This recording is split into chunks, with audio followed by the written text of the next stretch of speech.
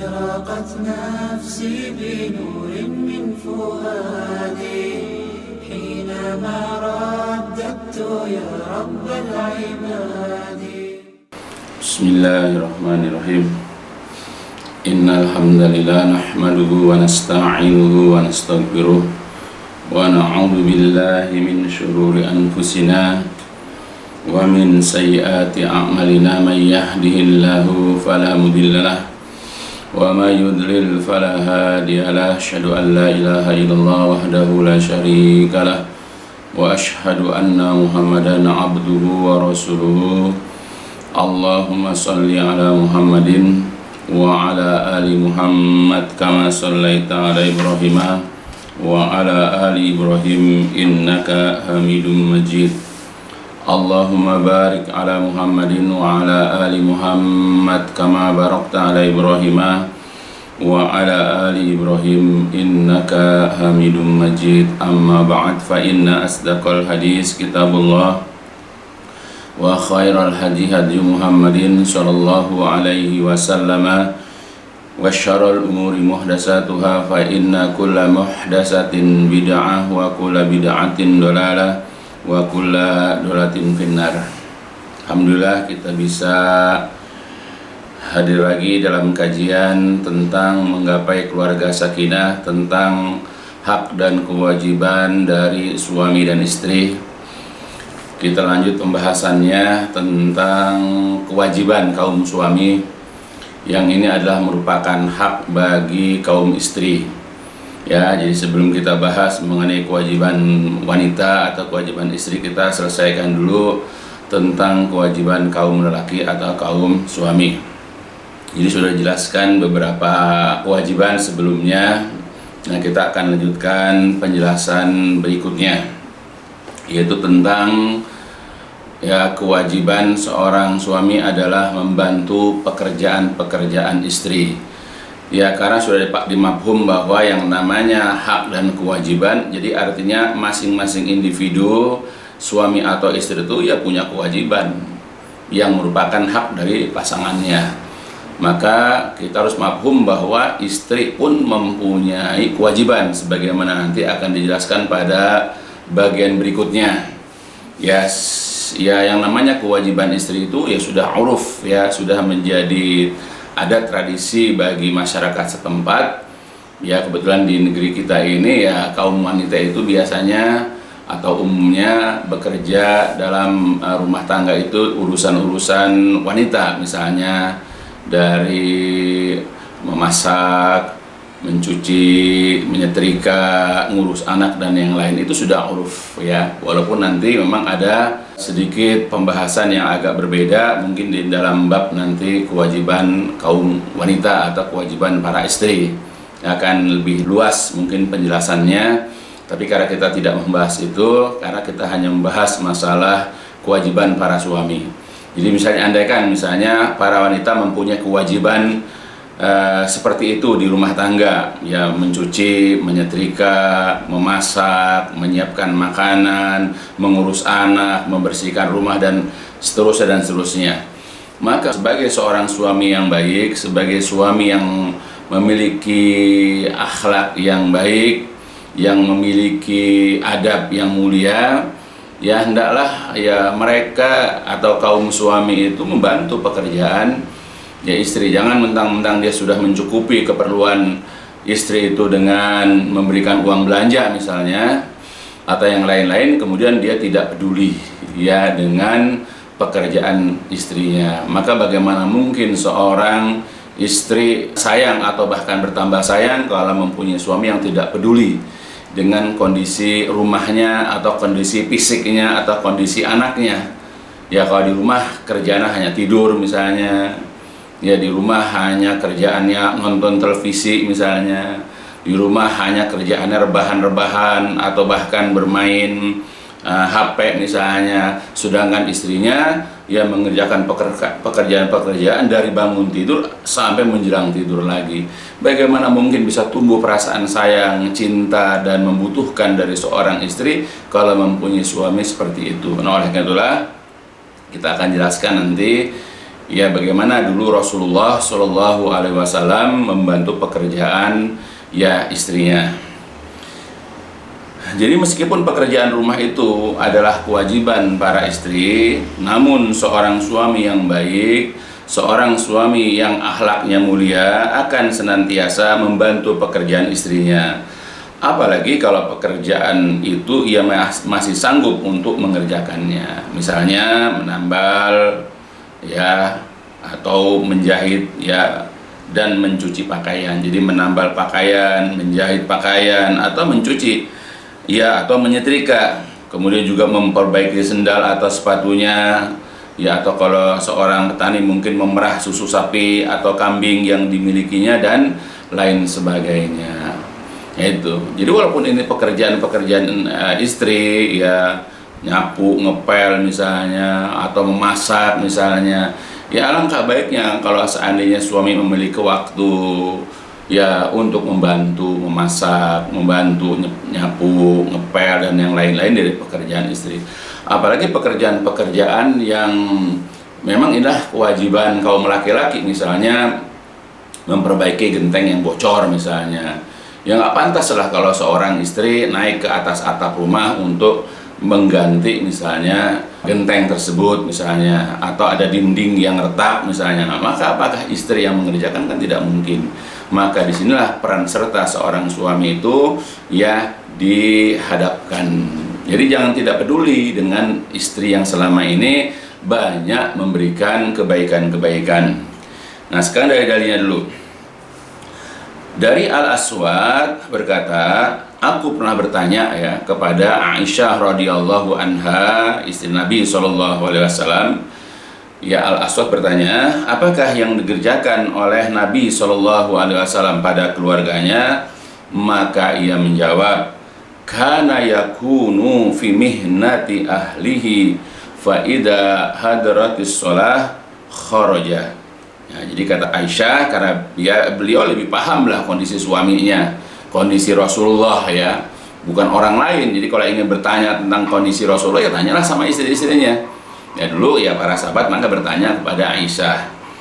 Jadi menurut Aisyah radhiyallahu anha adalah Rasulullah SAW, karena adalah yakunu Nabi SAW fi mihnati ahlihi, suka melayani, suka berkhidmat kepada keluarganya atau kepada istrinya, yaitu jadi Rasulullah kalau di rumah suka melayani istrinya.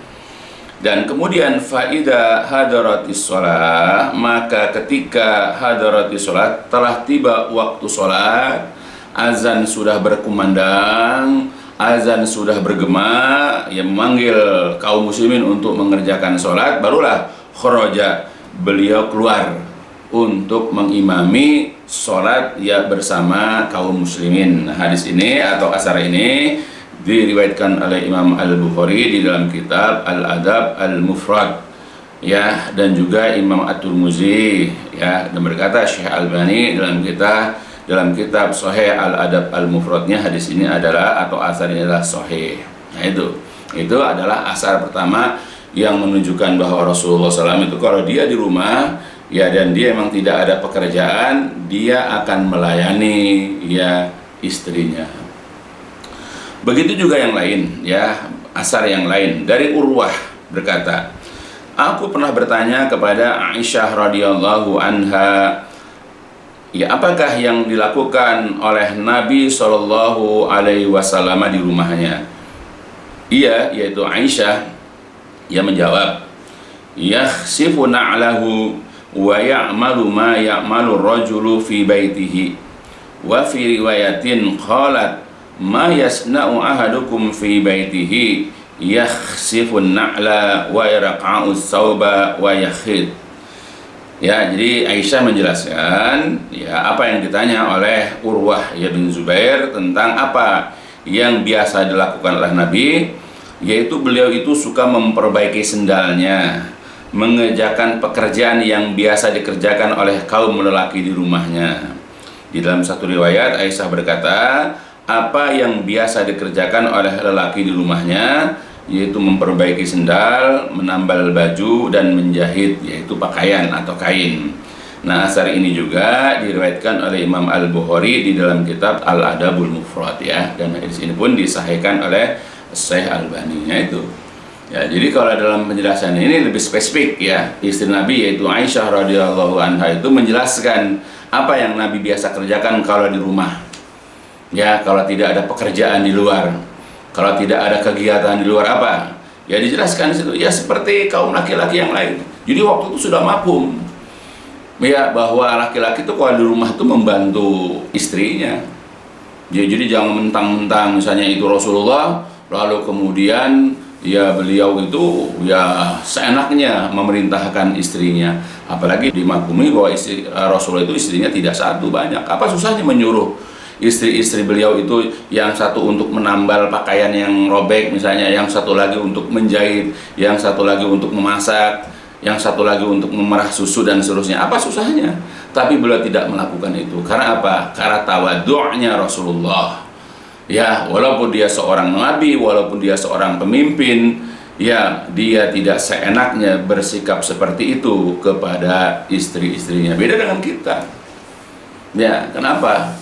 Ya karena memang akhlak kita, adab kita masih kurang.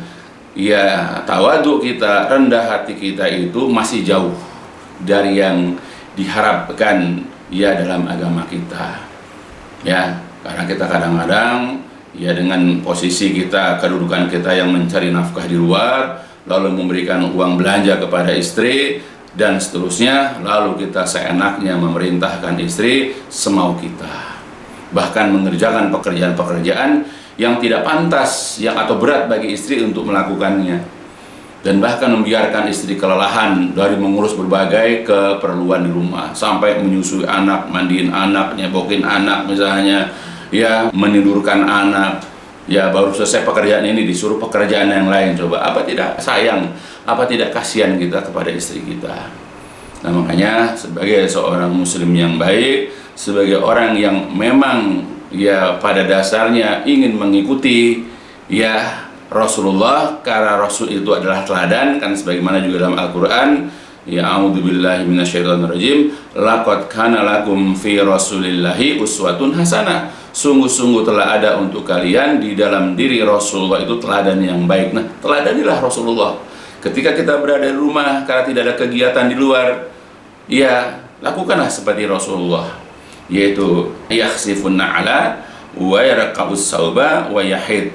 Ya, memperbaiki sendalnya yang putus misalnya, atau kemudian yarqa'us sauba, menambal bajunya yang robek, ya, atau wayakhitu, atau menjahit kain atau menjahit pakaian yang rusak. Nah itu. Padahal ini kan kalau sepintas ini adalah merupakan pekerjaan wanita.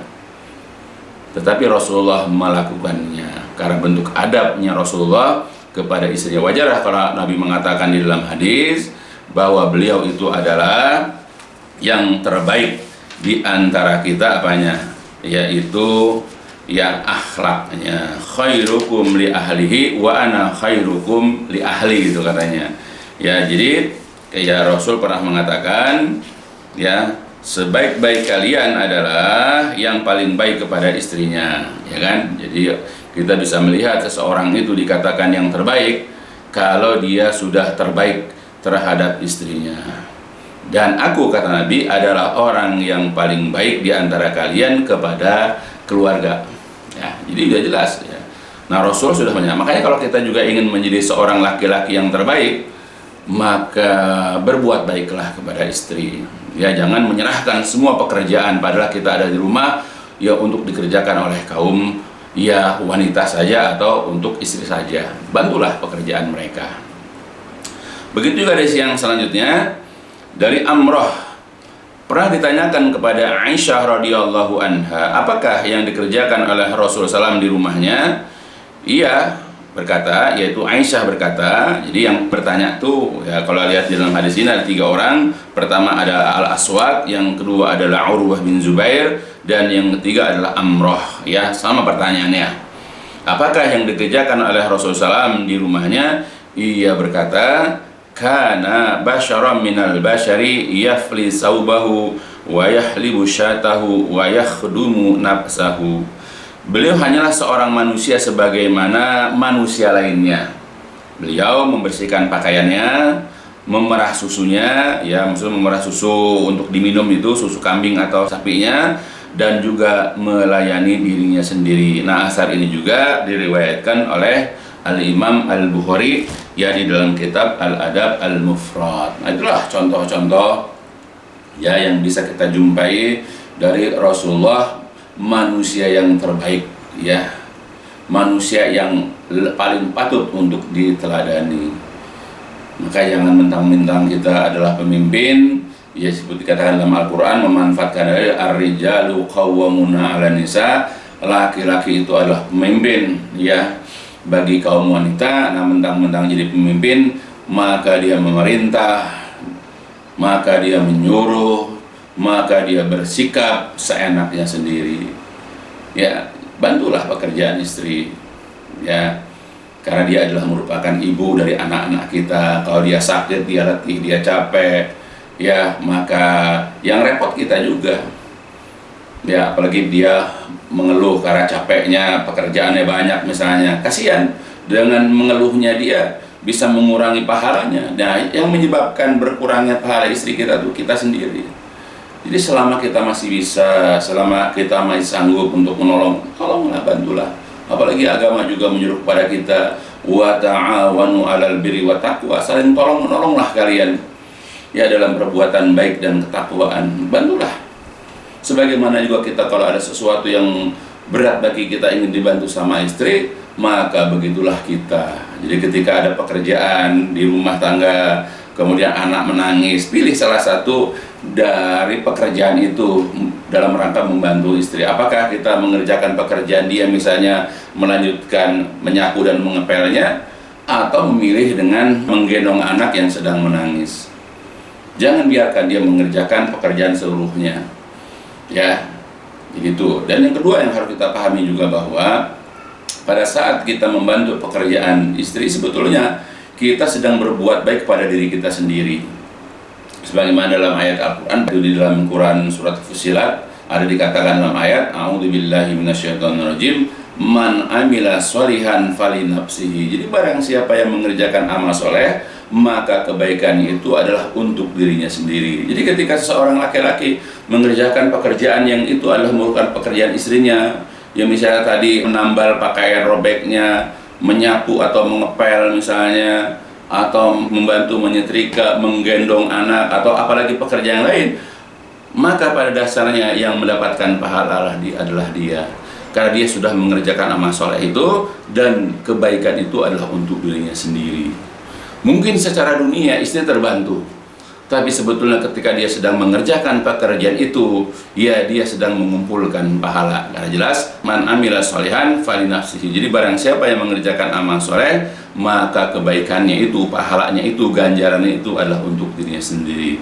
Begitu juga Allah mengatakan, in ahsantum li anfusikum. Ya, jika kalian berbuat baik, berarti ahsantum, kalian telah berbuat baik, li anfusikum, untuk diri kalian sendiri. Dan banyak ayat-ayat yang semakna dengan ayat ini.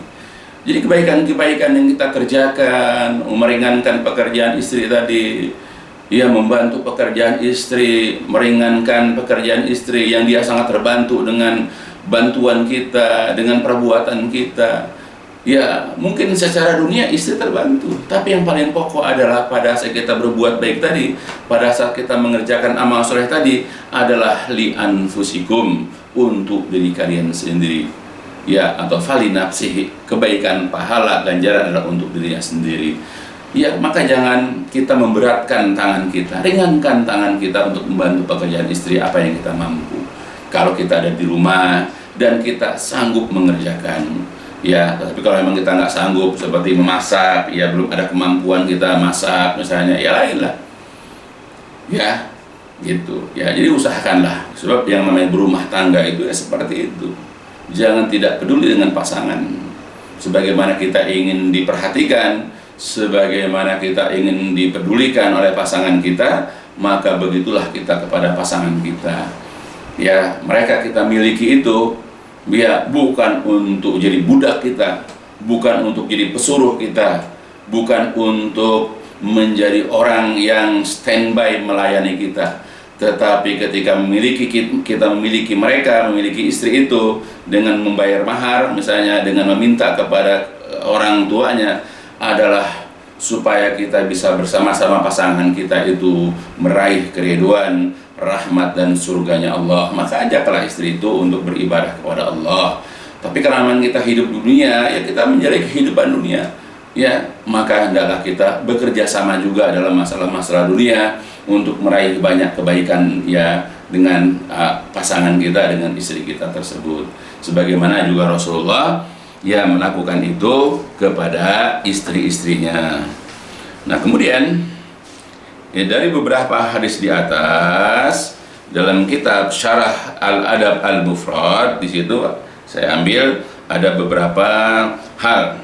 Yang pertama adalah fil hadis bayanun li tawadu'in Nabi sallallahu alaihi wasallam. Jadi di dalam hadis-hadis tersebut terutama tentang pertanyaan dari Urwah tadi, ya hadis yang kedua yang saya bacakan tadi, ya terdapat bayanun, terdapat penjelasan, terdapat keterangan li tawadu'in Nabi, akan tawaduknya, akan rendah hatinya Nabi sallallahu alaihi wasallam. Nabi gak gengsi.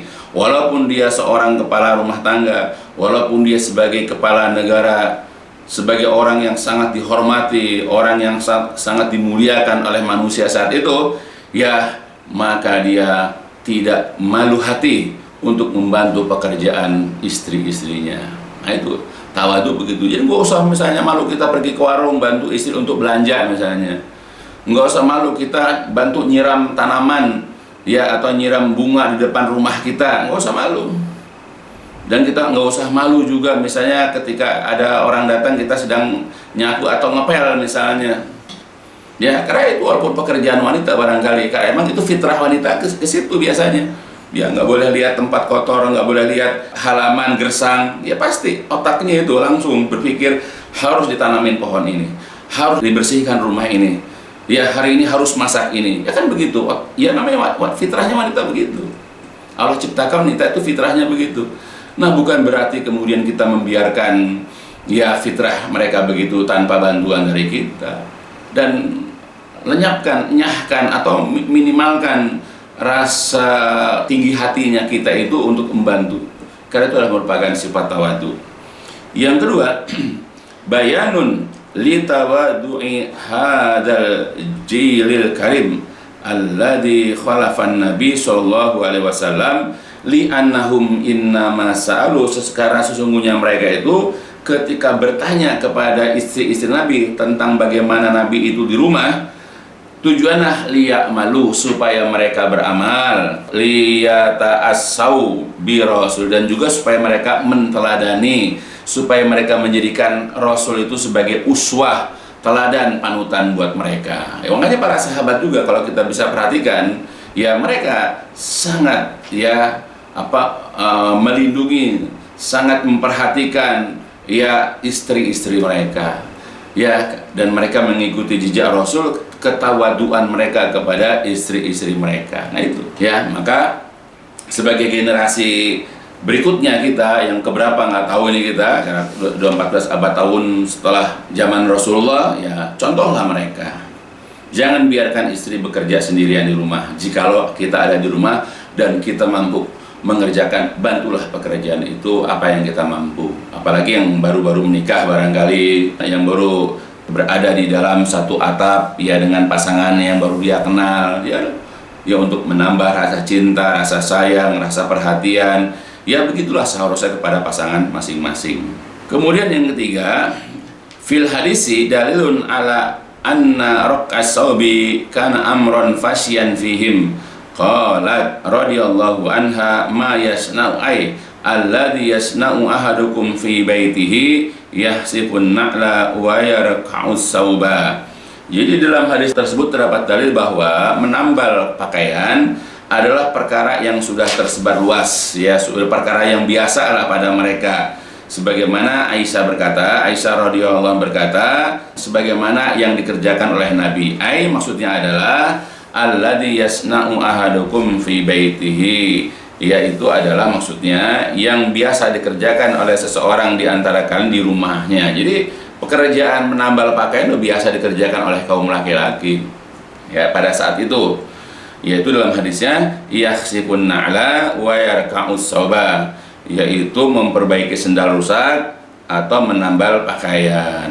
Itulah beberapa dalil dan juga penjelasannya. Kemudian juga yang keempat, fi hadal hadis dalilun ala anna nabi kana yasna'u fi baitihi kama yasna'u ayu insan. Jadi hadis ini juga menunjukkan bahwa Nabi SAW biasa melakukan di rumahnya sebagaimana manusia atau orang-orang juga melakukan, yaitu al-istighol bimihnatil ahli wa khidmatihim, yaitu disibukkan dengan melayani keluarganya, melayani istrinya. Ya wa kadzalika min khidmati nafsihi, dan demikian juga dari melayani dirinya. Ya. Jadi ini juga merupakan bentuk anjuran, merupakan pengarahan bagi umat Islam ini supaya belajar rendah hati atau tawadu dan meninggalkan sifat sombong. Ya, jadi Nabi sudah mengajarkan kepada kita, ya kalau kita ingin belajar tawadu, kalau kita ingin belajar meninggalkan sifat sombong, dari rumah aja diawali dulu. Ya, jangan gengsi membantu istri. Ya, walaupun selama ini kita jaga image, walaupun selama ini kita jaga penampilan misalnya depan istri, jangan malu untuk membantu pekerjaan istri. Nah, disitulah ketawaduan kita hati, ya hilangnya kesombongan itu atau sifat geber kita awali atau kita mulai dari rumah. Yang kelima adalah khirsus sahaba alal khair wa da'abahum fi talamusi manhajin nabi fi kulli syai'. Ya, jadi terdapat ambisinya para sahabat dalam kebaikan, dan juga wada abuhum fi talamusi, dan juga kesungguhan mereka untuk mencari manhaj, kebiasaan, metode Nabi SAW dalam segala sesuatu. Karena di sanalah ada perkara-perkara tagibu an ayunim, yang luput dari pandangan mereka, wala yastati'una tahsulha birifqah fis safar, yang mereka tidak sanggup mendapatkannya dengan menemani beliau dalam safar. Wa huwa ma yakunu bainan nabi wa ahlihi fi baitihi, dan itu hanyalah ada antara nabi dan istrinya di rumahnya.